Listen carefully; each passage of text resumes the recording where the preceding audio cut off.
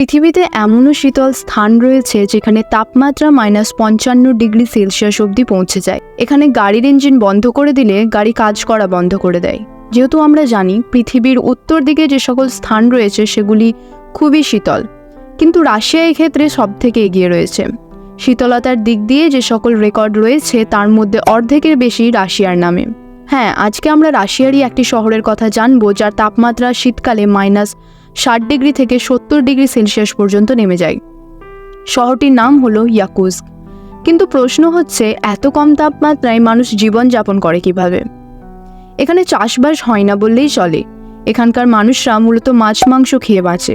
এখানকার তাপমাত্রা এতটাই কম যে ঘরের বাইরে কাপড় জামা ঠিকঠাক পরে না বেরোলে মৃত্যুও ঘটতে পারে। সারা শীতকাল এখানে কোনো রকমের ফ্রিজের প্রয়োজন হয় না।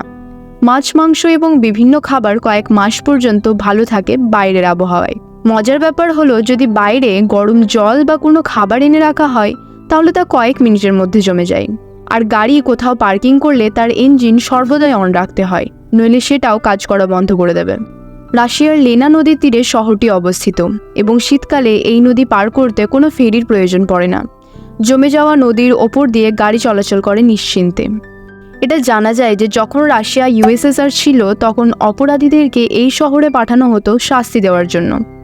এর থেকে আন্দাজ করা যেতে পারে যে শহরটি কী হারে ঠান্ডা। এখানকার অর্থনীতির মূল স্তম্ভ হলো সোনা, কয়লা ও হীরের খনি।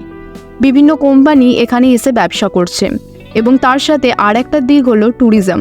প্রত্যেক বছর প্রচুর মানুষ এখানে এই ঠান্ডা আবহাওয়া উপভোগ করতে আসে।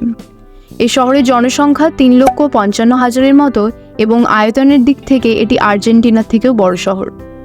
যদি তোমরা কখনো রাশিয়া যাবার চান্স পাও তাহলে কি তোমরা এই শহর ভ্রমণ করতে চাইবে? কমেন্ট সেকশনে অবশ্যই জানাও।